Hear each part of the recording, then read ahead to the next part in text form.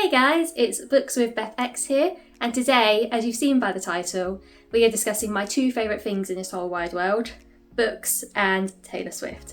So let's begin. So for a bit of context, I have been a Swiftie pretty much my whole life, well, half my life even at this point.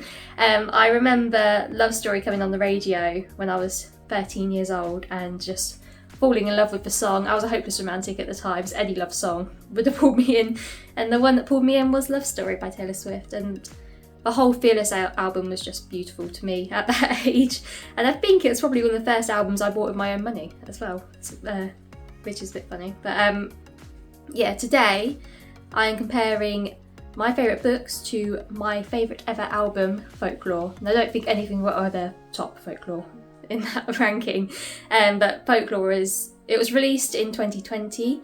It was a pandemic album for me, and I just remember working from home. I still work from home, but back then working from home in my grandparents' house, just playing it over and over and over again and just belting out the lyrics to Exile and Cardigan and August, and just, yeah, it's just an incredible album. If my voice sounds weird, I've got a bit of a cold. You probably can tell by that little cough then. I have got a bit of a cold, so just have to bear with me a bit.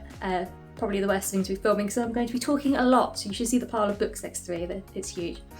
But yeah, let's get into it.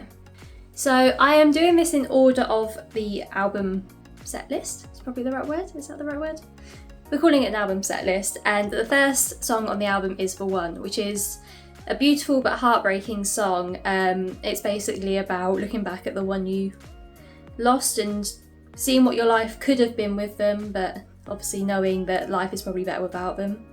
And the first book that comes to mind with this song is The Great Gatsby by F. Scott Fitzgerald. So I'm pretty sure everyone knows the story of this by now, but it follows Jay Gatsby and his desire to try to win back a woman called Daisy, who's now married another man. They were together just before the war started, and he was sent off to war. When he came back from the war, he had found that Daisy had married someone else because she didn't want to wait for him. And it's a very beautiful story, and I feel like it fits in quite well with the themes of The One, which is about obviously not losing the one you lost, but kind of looking back at the relationship you had with that person. And I feel like, yeah, this fits in quite well. Obviously, it doesn't quite end the same way as the song does. I'd say this one fits the lyrics of The One the best. So the next song in the set list is Cardigan. And now, Cardigan, I'd say, is probably one of my favourite songs ever written. I adore it. It's beautiful, and it's basically about how it's joined in with this love, I don't know what they call it, love triangle series with Betty and August, which August is another of my favourite ever songs.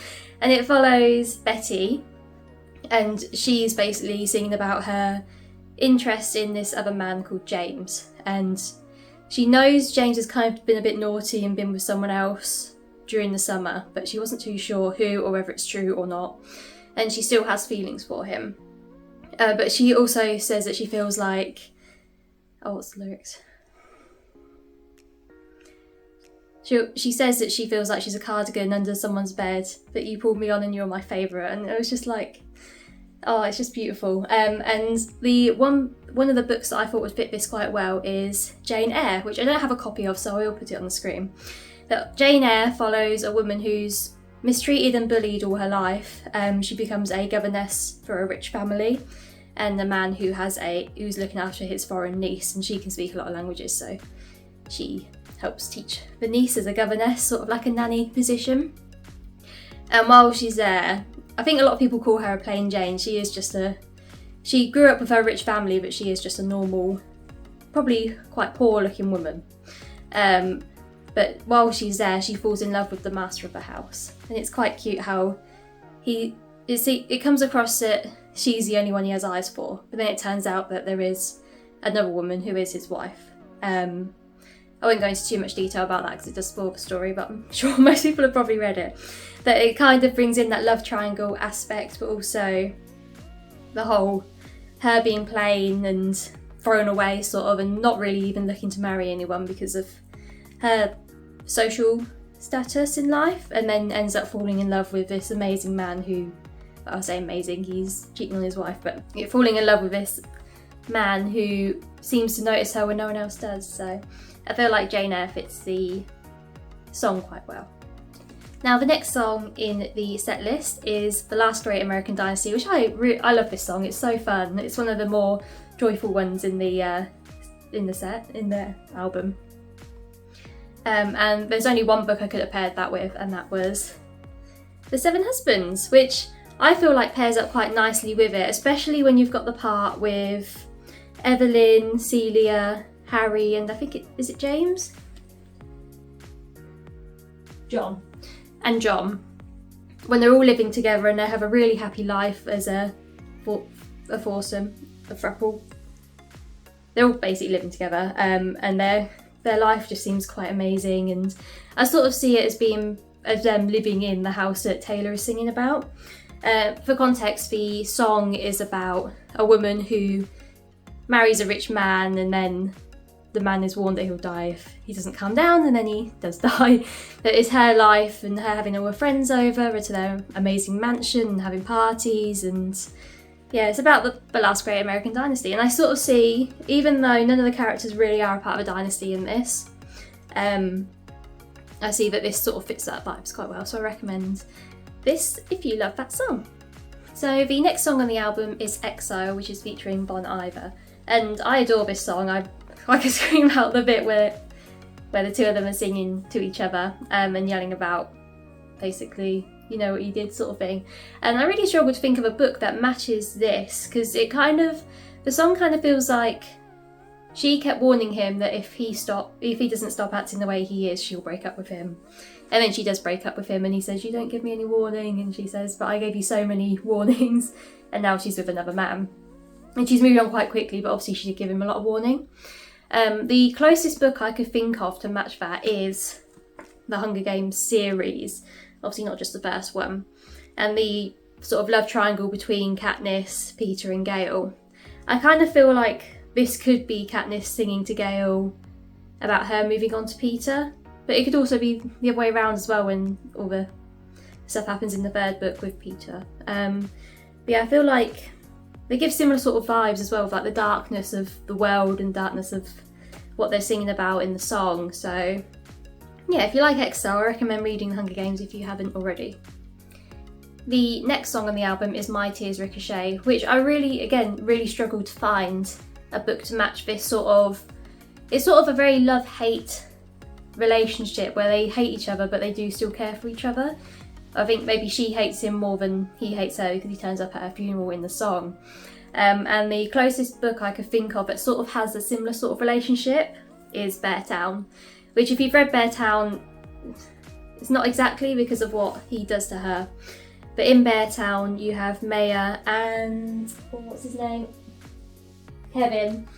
Kevin's the captain of the hockey team, and Maya, obviously she's a teenager, she's a few years younger, and hockey's a huge thing in Sweden where this is set, and kind of like football or rugby in the UK with rugby teams and football teams. And Maya adores him as sort of more of a celebrity figure, and he takes advantage of that. And then the rest of the book is sort of her trying to take revenge and bring him to justice for what he's done. I need to read the second one actually, I haven't read that. But I feel like this fits that sort of argument because he's still trying to win her over despite what he's done to her in a sense, but he's also trying to protect his own reputation. And I can see that when she's saying that he's come to her wake and he's crying, but she doesn't care, she's dead by that point, but why are you there sort of thing. So I feel like this fits that sort of vibe quite well. Now we're on to one of the catchiest songs on the album, and that is Mirrorball. When I start thinking of Mirrorball, it just gets stuck in my head for the rest of the day. And so Mirrorball's basically about Taylor putting on this sort of facade and pretending she is this beautiful glowing Mirrorball, when actually in reality she's not, she's just normal and basic and not quite what everyone thinks. And for this song, there's quite a few books I could have picked for this one, but I feel like the one that I've just recently finished is probably the best fit, and that is Daisy Jones and the Six. And I've chosen this because a lot of the characters, especially Daisy, Billy, probably Karen as well, are all hiding a little bit about themselves. They're putting on this sort of cover to protect themselves, their reputations, but to also maintain relationships with each other. Obviously, I'm going to put spoiler on the screen just in case, but right at the start of the book, Billy deals with a lot of issues around drugs and alcohol and sex, and he ends up being able to sort that out by going through rehab and things, but he's still trying to fight those urges as he goes throughout the book. He's pretty good at controlling those urges, but he sort of struggles with that. And same really with Daisy, and she pretends to people that she's not taking drugs, but everyone pretty much knows she is.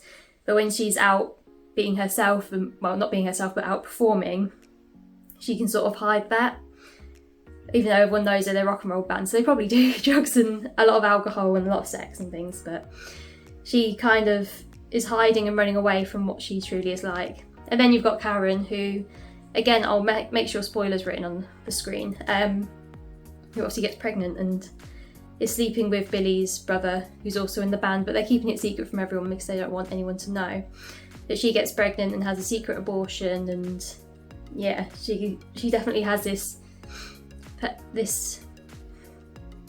person that she's trying to hide from everyone else. And yeah, so yeah, I recommend. But with all of that, I know the song vibes don't really match the book because the song is very poppy and this is very rock and roll, but I do feel like from the lyrics they do match up quite well, so I recommend reading this if you like Mirrorball.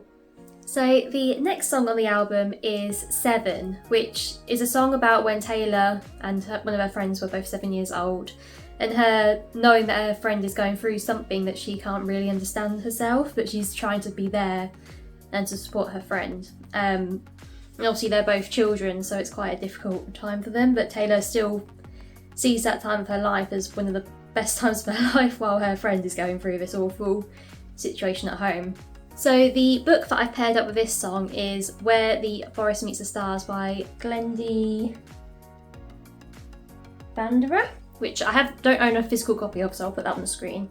Basically this story follows this scientist. She's a single, child-free woman, and all of a sudden this child almost turns up at her door and she decides to start looking after her, but she puts out like missing persons requests and things like that. And this child claims to be an alien.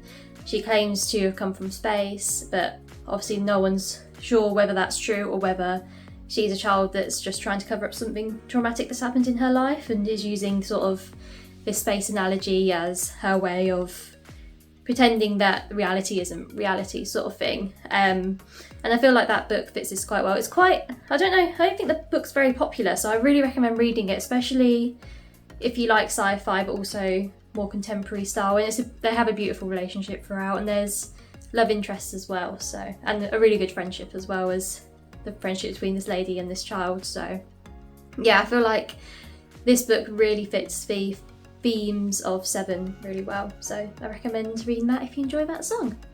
So we're now on to one of my favourite songs on the album, and that is August. So August is a part of this sort of love triangle trilogy with Cardigan and Betty, and it basically follows a girl called Inez who is in the summer in sort of a relationship with James, or at least they're dating, and she's basically falling in love with him, but she sort of knows that his heart isn't with her, it's with someone else, which is Betty. And yeah, I felt the best book to fit that is the first To All the Boys I Loved Before book.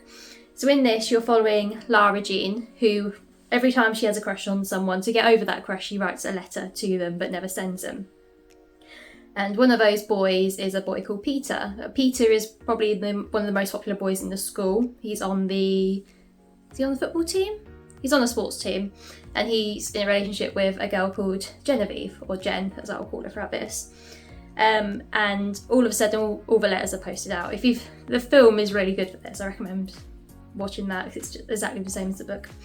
But yeah, all the letters are posted out, and Peter obviously gets one of them. And that's how their story sort of starts. He breaks up with Jen just before, and him and Lara Jean pretend to be in a relationship to make Jen jealous of him, but then obviously Lara Jean starts falling for him and him vice versa.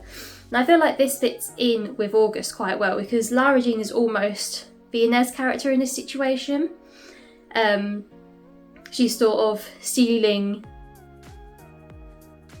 Peter away from Jen in a way, even though they end up falling for each other, but she knows that Peter's heart isn't with her for the majority of the story, and she knows that it's more with Jen in this situation. But I feel like if you like August, definitely give this a read, and read the rest of the series as well, because well, at least the second book is really good. I gave this one and the second one both 5 stars, so I do recommend reading these. But yeah, I think they match up quite well. So the next song on the album is This Is Me Trying. So This Is Me Trying is again another one that I kind of struggled to find a book to match up with.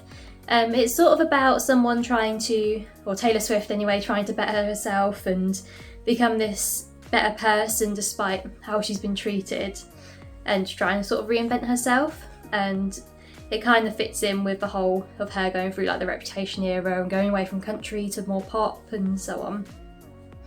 And it came across as more of like a coming of age song to me as well.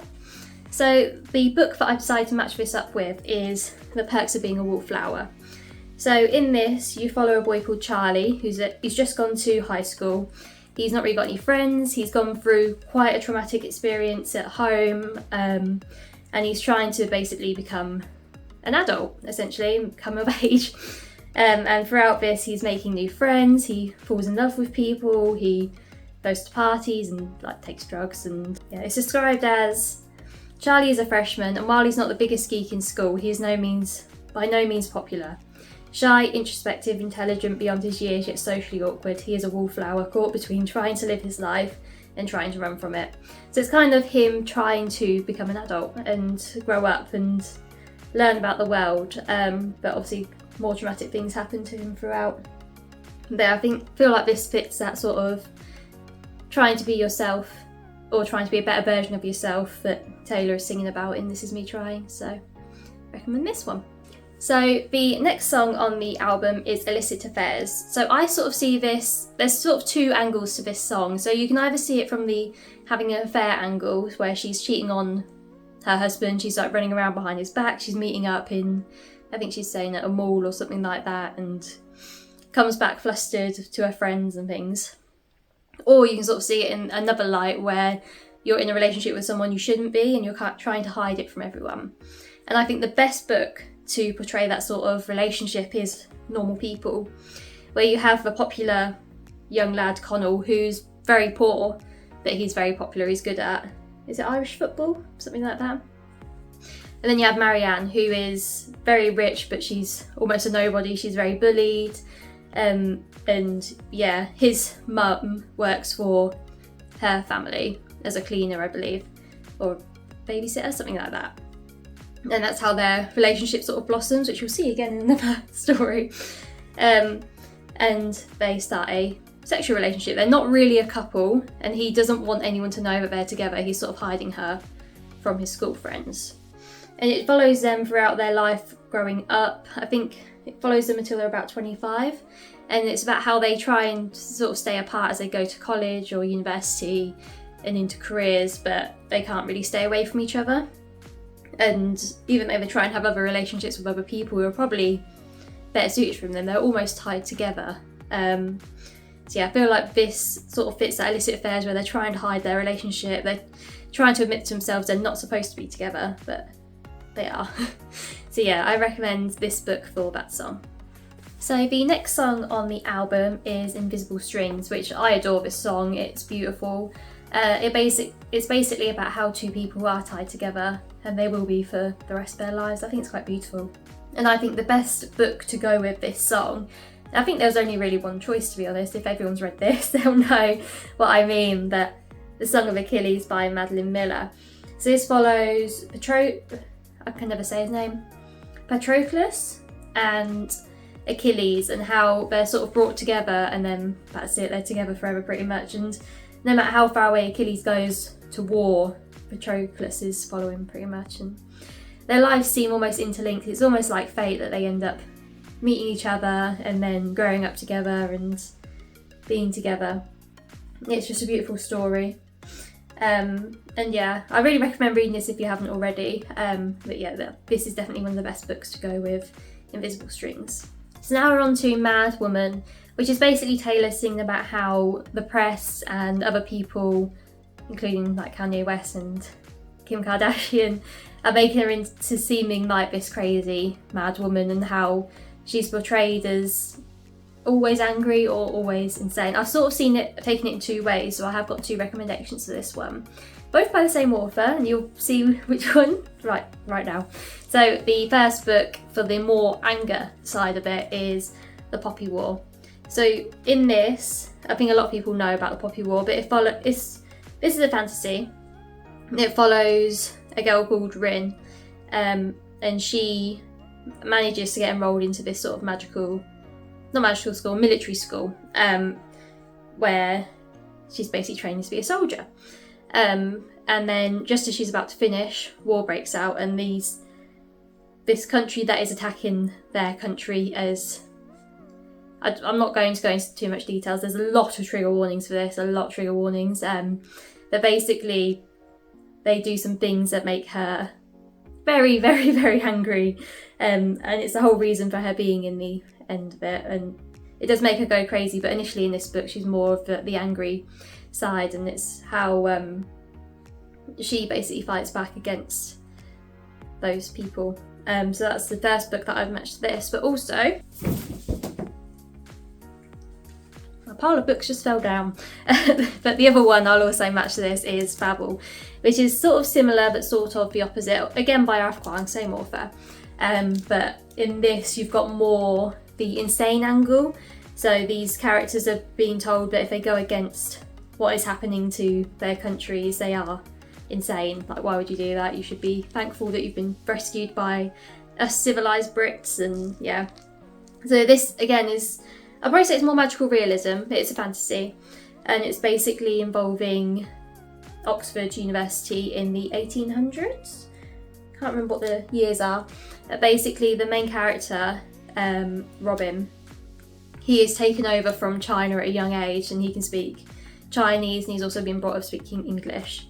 He's brought over and is basically enrolled into University of Oxford to become a translator, which essentially in this world, translating is sort of a magical power, where if you can combine certain words together, they have different effects on things. It's the easiest way to explain it. It's very complicated. But they soon work out that the world is going to eventually be almost colonised, it's probably the right word. They eventually find out that England's plan is to colonise the world through using these translators, and they're purposely taking in people from India, which is there's a character from India, and from South America, well, the Caribbean I guess, to try and take over the world. And these characters are then seen as insane for trying to turn down like this luxury life they've got living in London to try and save the world. So I feel like that fits in quite well, because you've got the whole mad woman going against the grain sort of angle in the song. So yeah, these are two books that I'd recommend if you enjoy that song. So the next song on the album is Epiphany, which is a very dark song. I believe it follows Taylor's grandfather as he goes through a war. I'm not sure if it's the Vietnam War, probably older than that. But it basically, she kind of compares that and the pandemic to also looking for hope through dark times. And I feel like the best book to compare that to is The Midnight Library by Matt Haig. So this follows a lady who right at the start decides to take her life to try and escape the darkness of her life.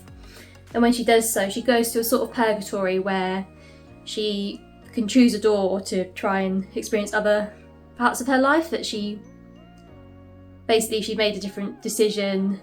She could live that life, so she decided to marry a certain man. What would life be like with that man? And it's kind of her realising what she actually wants out of life. And I feel like this kind of fits that whole trying to find light in darkness aspect quite well, because obviously suicide is a very dark thing. She's obviously very depressed to be able to consider doing that, and then getting to live other decisions in her life that she could have made kind of gives her a bit of hope about those lives, but potentially her existing life, current life. So yeah, this is a very good book as well. If you enjoy this sort of reliving your life sort of aspect, sort of trope, then I recommend reading this. But yeah, I feel like this matches that epiphany quite well. So the final song in the love trilogy is Betty, which follows James sort of apologising to Betty about what he's done over the summer and trying to win her back. And the best book that I can choose for this song is P.S. I Still Love You, which is the second in the To All the Boys I Loved Before series.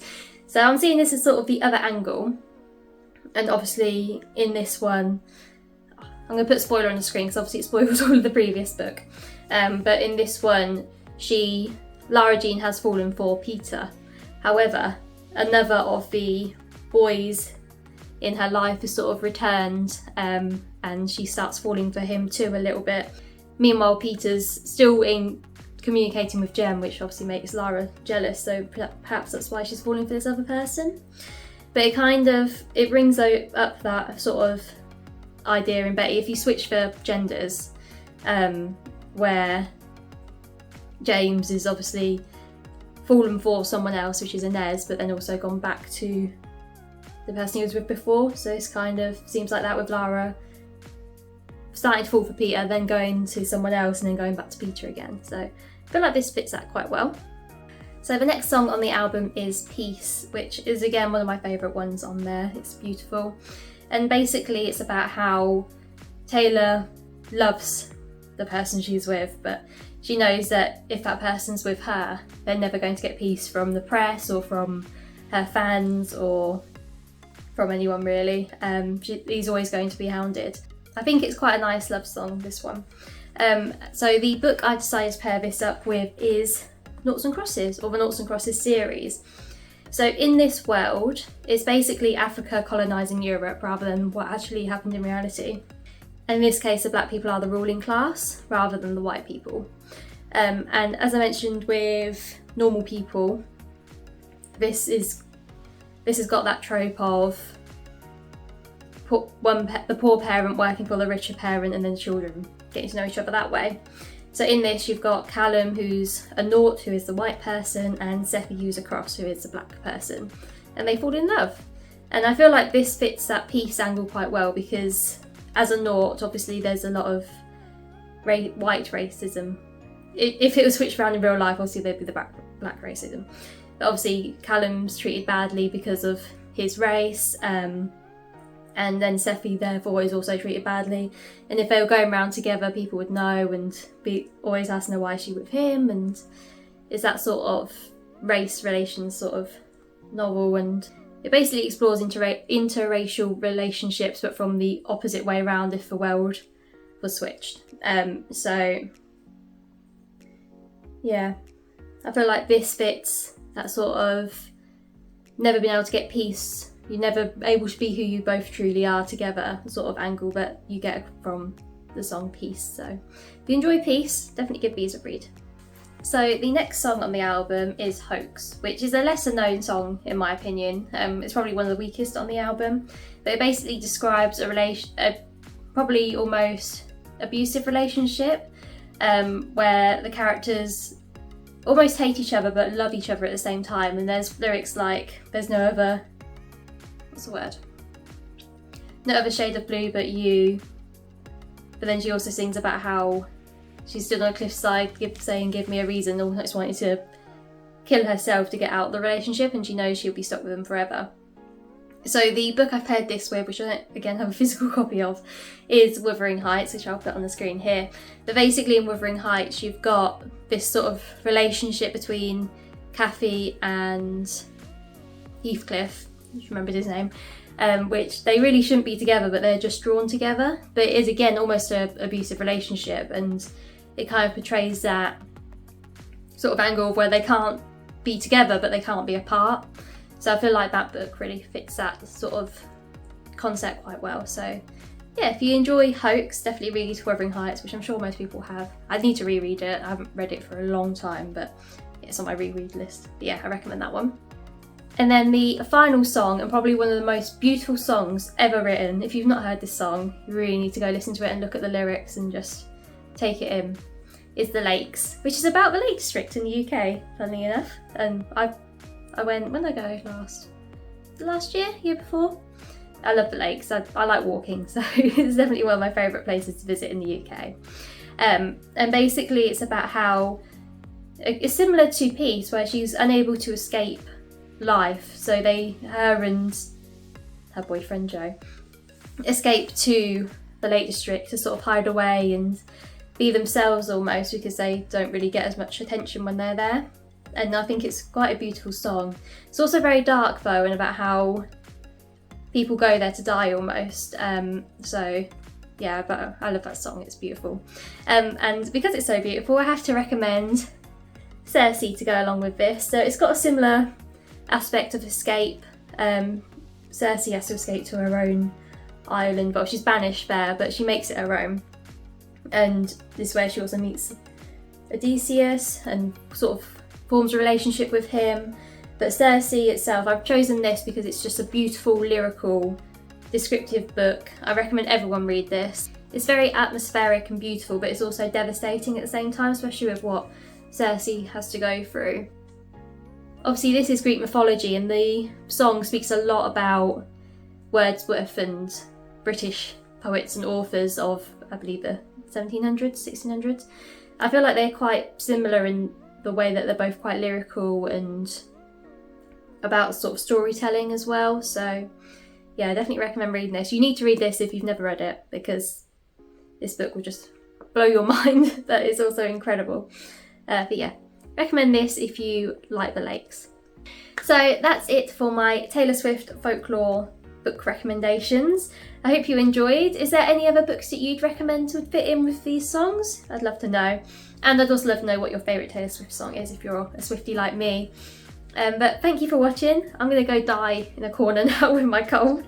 And make sure to follow me on BookTok, because I'll do like a little rundown video of this on there. And I will see you later. Bye!